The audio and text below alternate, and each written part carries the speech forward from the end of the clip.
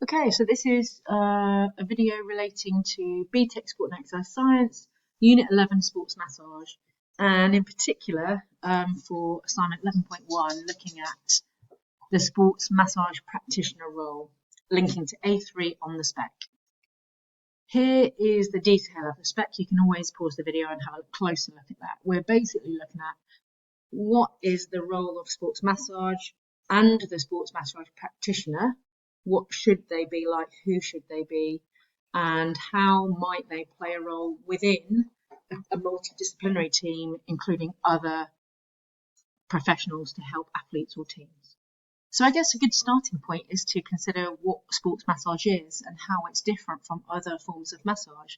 It evolved from Swedish massage many years ago, as you can see, and became primarily, as it suggests, a specific type of treatment to support and help athletes and teams.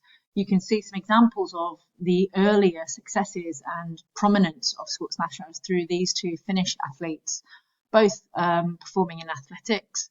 And this Paolo Nurmi credited the treatments he had between his events, so intra-event massage, for his success. He won 5 gold medals. This Finnish athlete, Lasse Viren, credited deep friction technique, so a specific type of sports massage technique, to again him winning multiple events and the treatment of his body, his muscles between those competitions. We obviously have probably heard it, very familiar with sports massage and the availability of it, whether it's through your own clubs or through your own sports performance, or somebody you might go and seek if you find yourself injured. So they may be associated with your club or your team or your sports itself, or might be a private professional to help you. There's a definition from Sports Therapy UK of what sports massage is, and it says it's a form of massage involving the manipulation of soft tissue to benefit the person engaged in regular physical activity. So obviously the first thing to connect is it's to do with activity, it's to do with performance and participation in a variety of sports. Following on from that, you may have had your own experiences and realised that whilst it's a form of soft tissue mobilisation, you may have had other bits of equipment used in your treatment. So a lot of sports massage is manual, i.e. the therapist using their hands to treat your tissues. But actually, and there's a range of techniques which you will learn. So these in the red are some of the techniques that you will learn to administer within your unit. However, they may use other bits of equipment to support that soft tissue treatment. It might be a TENS machine. There might be these massage cups, which again all are to do with oxygenating the blood and oxygenating the soft tissues and cells to promote recovery, amongst other things. Some of that, of course, might need specific training, so continued professional development training, and you will need to be aware of how important it is as a therapist to keep up to date with varying and modern and different treatments to be able to offer your clients and support your athletes. Just to introduce then, that massage might be done in sporting context, so you may have had a treatment pitch side or court side, but also it's done in non-sporting context, occasionally done at home or in the therapist's own, they may have a separate room for it. And we need to think about the pros and cons of those different environments for giving sports massage treatments. So perhaps looking at not just what sports massage is, but why it's done. It's actually quite a broad outcome and benefit to athletes and participants in physical activity. Some are more obvious, some you might not have thought of. So ultimately, you might get a sports massage done before an event or before a competition or before a training session, so pre-event.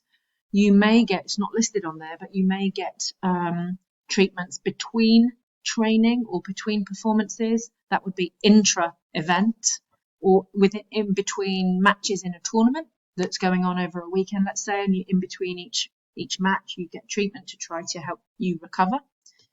And obviously, logically, then it follows that you might get treatments post-event to, again, enhance your recovery from your performance. All of those, hopefully, will improve your performance itself. So certainly the pre-event treatment is done to activate lots of muscles and prepare them to perform as well as possible, possibly by increasing your range of movement and how you mechanically move. Post-event, it's definitely to do with enhancing your recovery. And there may be treatments that are preventative, or if you've got ongoing injuries, to try to rehabilitate following an injury.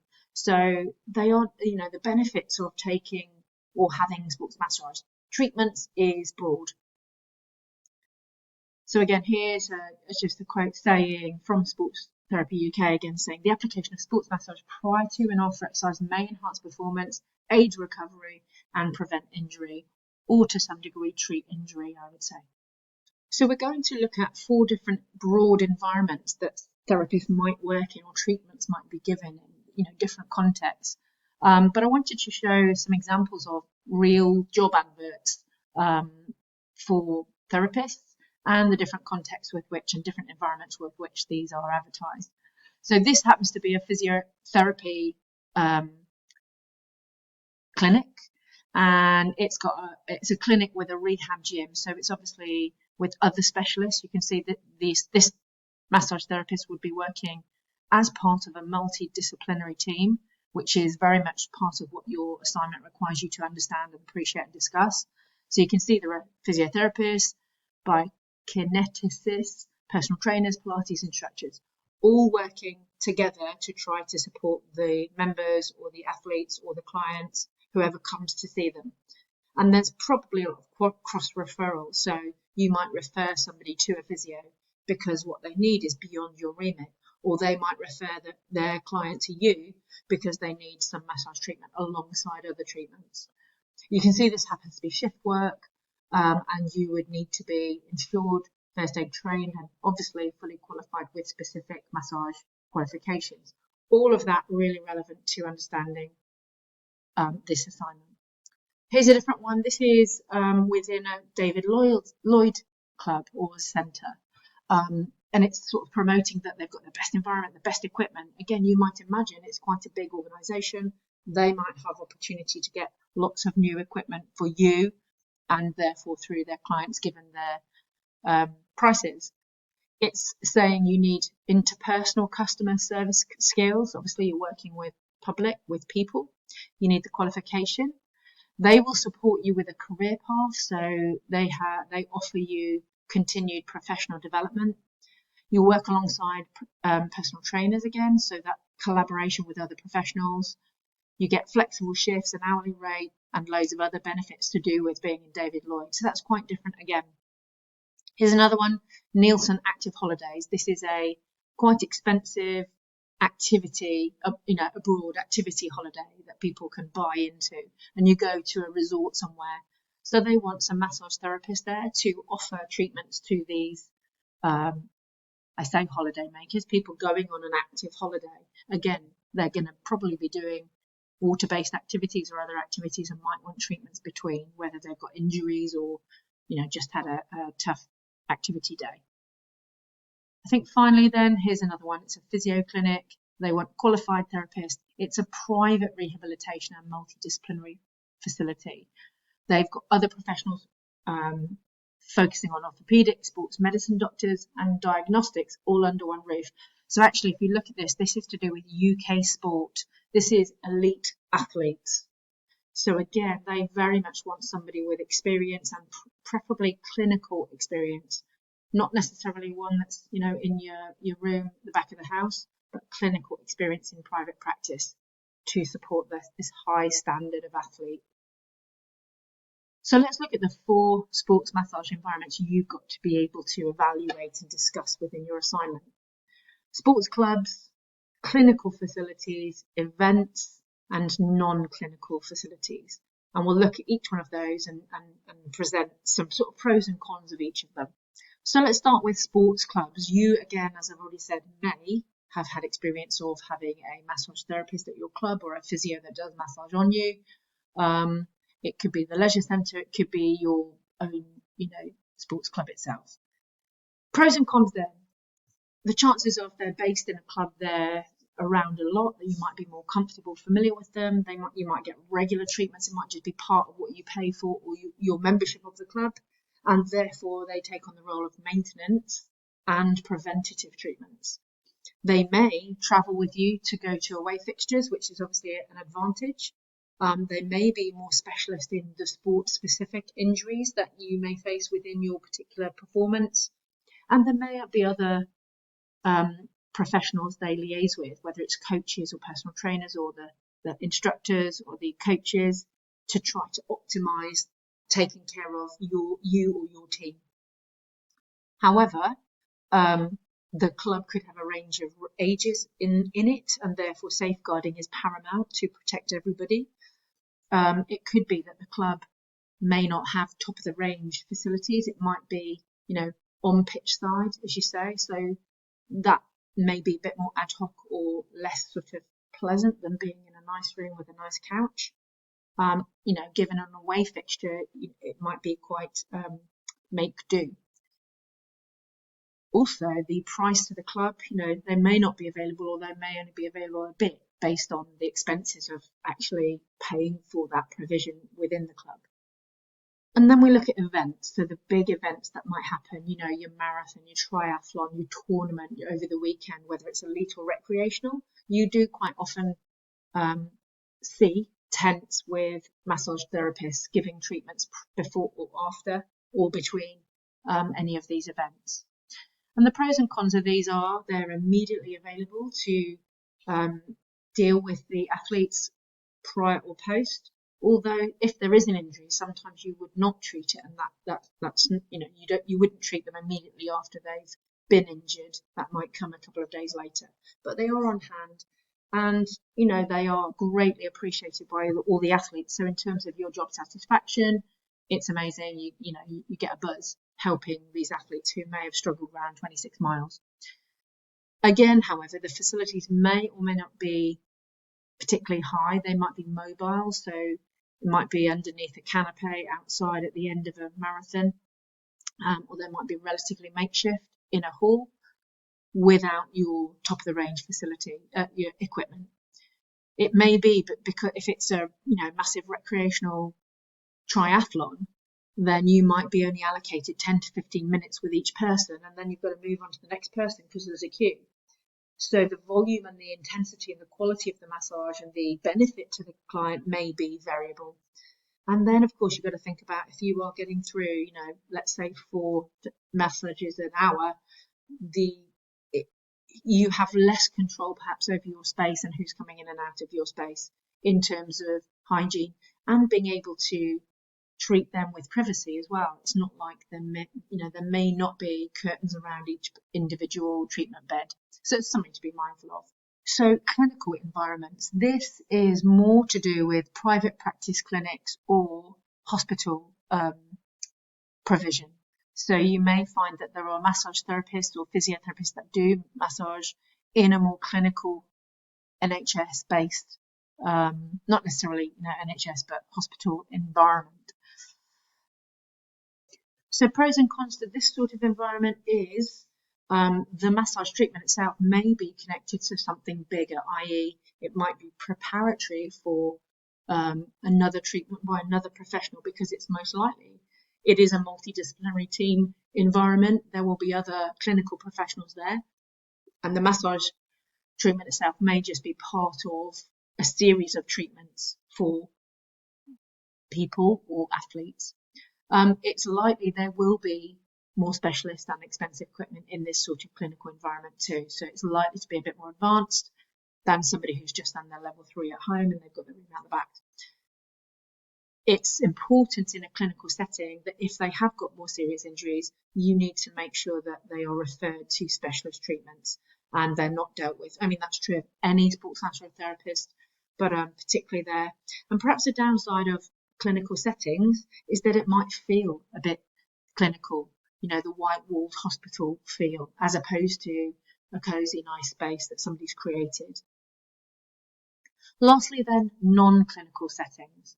So this could be a hotel, a spa, or where somebody comes to your home or you go to their home to have a treatment. Pros and cons of this is it's likely that the client goes to or makes choices to have treatments in these spaces because there's going to be a relaxing element to it. It may be more expensive in these spaces rather than perhaps on the NHS. The environment is likely to be tailored to cosy, a dimmed light, or a warm space, and there may be sort of other complementary treatments available, like hot stones, perhaps. However, in a more personal space like that, safeguarding and the risk of treating somebody in your or their home, potentially raises questions. So you would have to be very, very careful about safeguarding and risk assessments to you, for you, and obviously regarding perceptions and your clients.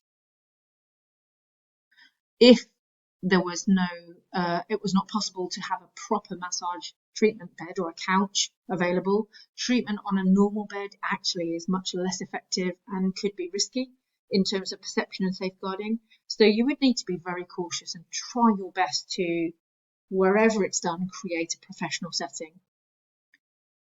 It could be that the clientele is completely different. It may not be perhaps your sports athletes, but maybe people in transition, business people. If it's a hotel, they could be there overnight. They may have gone to the gym and having a treatment with you. And it might be a one-off for that reason. If you're treating in a different space that's not your own venue, then you must find out about the emergency procedures of whatever venue you're treating in.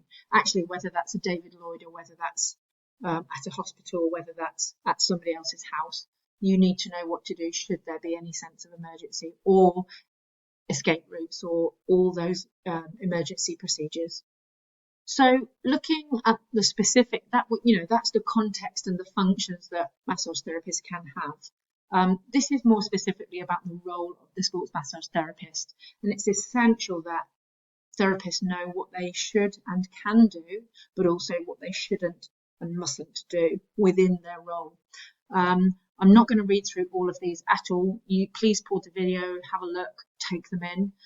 Some of them are obvious, so to promote recovery from activity and injury, to prevent injury, to enhance performance. That's what we acknowledged before. To assist correcting problems with soft tissue from trauma, to know a range of techniques. So you should have a qualification. You should be constantly updating your training and keeping up to date with new treatments or techniques or recommendations. You've obviously got to have a really good knowledge of anatomy and physiology and basic biomechanics to be able to respond and give treatments and what to expect.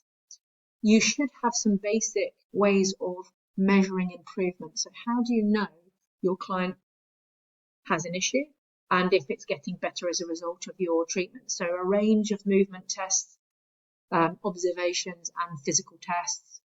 There's a lot of documentation you need to do, and obviously the legality of data protection that comes with that admin and that documentation.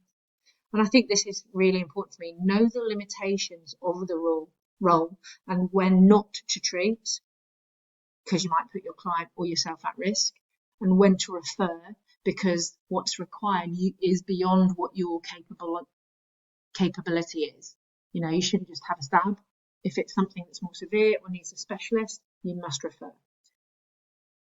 So the next few slides just are there to give you insight into the sorts of skills a sports massage therapist might need or should have, and qualifications and salary and so on.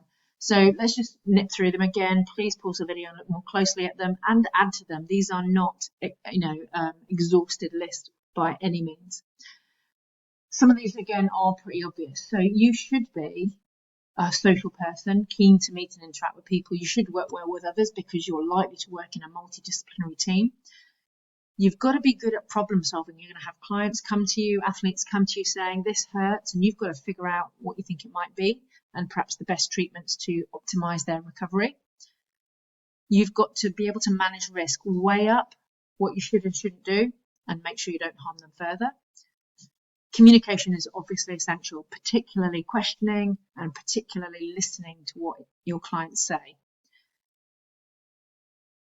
Empathy is understanding what it might feel like for them, their anxieties, their motivations, their drive, and their need to recover quickly, or their concern about recovery. You've got to be able to be reassuring and get where they're coming from.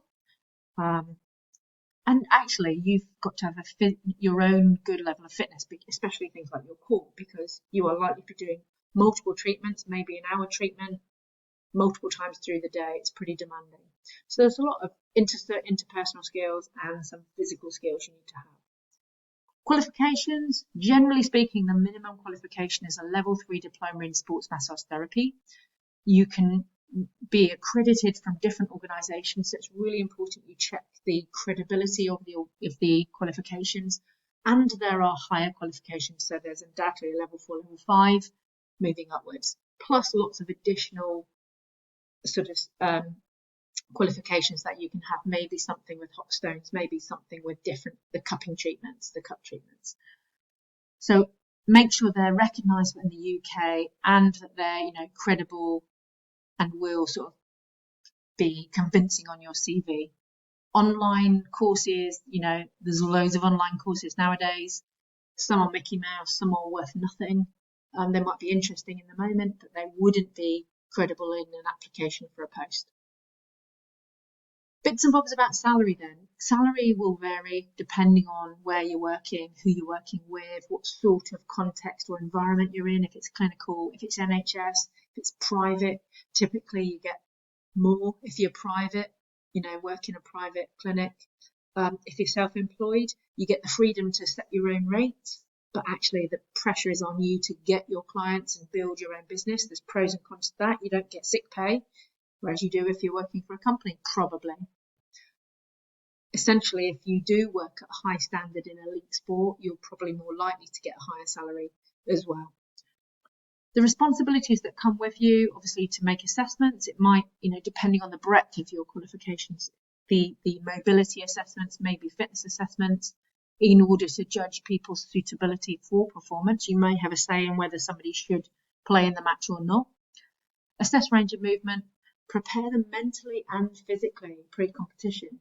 So a lot of massage therapists are not just there to treat their soft tissues, but they're there to listen, to talk, to be part of somebody's pre-competition routine, maybe, to try to give them confidence, to make them, have a positive state of mind. It's really powerful.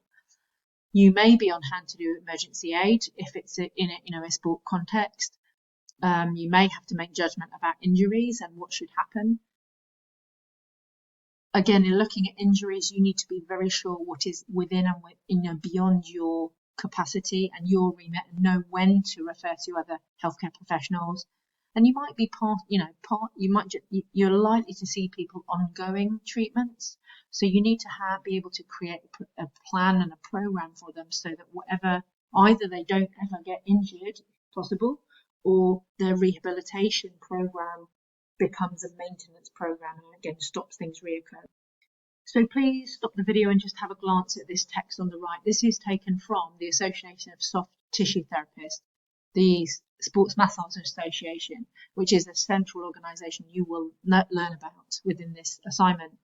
Essentially, it says limitations of practice are things that you can and cannot do as part of your profession. You are a sport and exercise massage professional. This tries to clarify what it's okay for you to do and what you must not do. So you can obviously, as a qualified SMT, administer sports exercise massage for that purpose, but you are not trained to diagnose medical conditions, and that's definitely where you should refer. So it's important as a therapist to have a broader network of specialists you can refer to, that multidisciplinary team. Who do you know? Do you work alongside them? Who can you refer to? And build the trust within that network to be able to liaise with or even seek guidance from. So the last section of this really is looking at the multidisciplinary team. You will need to understand the different specialists that might work alongside and interact with a sports massage therapist. You need to know essentially what their job is and why they might work together and effectively support clients, athletes or teams. Here's sort of an overview really of some of the different specialists you might find within sport, this multidisciplinary team in sport. You've got your coach performance side, personal coach of an athlete. You've got nutritionists, the sciences, the sports sciences, physiologist, psychologist, biomechanist, podiatry. You've got your physical therapist, so soft tissue therapist. This is your massage therapist, chiropractor, osteopath, physiotherapy. You've got your more medical side, so the GP, the physician, the medical consultant, broadly under these broader, hierarchy, the medical director in an elite organisation. So I guess this is where the sports massage treatments would come within this physical therapies section here. But the point is that all of these specialists work together, liaise regarding an individual or a team and how to optimise their performance. Here's an example of Crystal Palace's multidisciplinary team. So obviously listed the doctor, the head physio, other physios, strength and conditioning, sports science, performance analyst, rehabilitation coach, masseurs, so sports massage therapists, recruitment, performance analysts, all sorts. They work together to make sure the players are fully supported. And it's really important that they all have the same shared values. They're all specialists, they all update their knowledge, they communicate with each other, they're there to prevent injury. It's everybody's responsibility to do that so that the performance is optimal. These are the the multidisciplinary team professionals you're going to have a little bit of research, do a bit of research and find out about. I've put a few things on the slides here. So again, I'm absolutely not going through them all. I'm just going to go through the slides. You've got your osteopath and chiropractor who are actually very similar. There are slight variations between them. What you need to understand is what their role is, what do they do, how might they work with a sports massage therapist within a multidisciplinary team to support athletes. Your physio and your general practitioner, who's your doctor, your GP.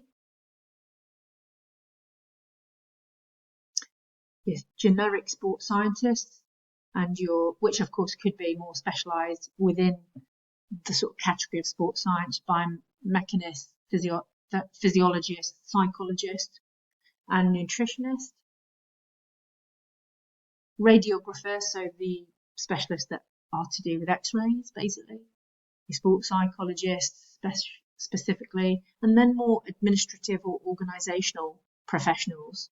They have an important role in a broader, bigger establishment, and the sports massage practitioner or therapist would interact with them. How is it important that they all get on and they work together? The very final aspect then is to consider, if a sports massage therapist is going to work within this potentially big multidisciplinary team, which has, we've evidenced already some benefits. What are the benefits and what might be issues within that? Let's look at the issues first. The actual ability to transfer information that's accurate, that's current. If there are 10 specialists working together, do they have sit-down meetings? Is it by email? Is it, directly in person? So there might be some issue with how they relay information between each of them, and some conflict perhaps between what they're saying. Keeping up to date with the documentation that needs to be filled out, and potentially a risk of breaching client confidentiality. When you're discussing, you must always have consent to share information about any client with others. But without doubt, there are huge benefits to liaising with and working with and referring to other specialists. Reduced individual workload, so you do less if you're doing your little role and then somebody else is doing their bit. There's less pressure on you. It allows you to work within your role limitations. If something goes beyond your capacity, you can refer. Keeps you safe in a legal sense, and therefore there's reduced risk of negligence, you doing something wrong or harmful. You will support each other and guide each other. You might not need to refer, but you might want to sound somebody out and see if you're on the right lines with what's going on. You can focus on your own specialist knowledge, but you can get advice from them and their specialist knowledge. And it's ultimately really advantageous for whoever you are treating and supporting. They get the best out of everybody, really.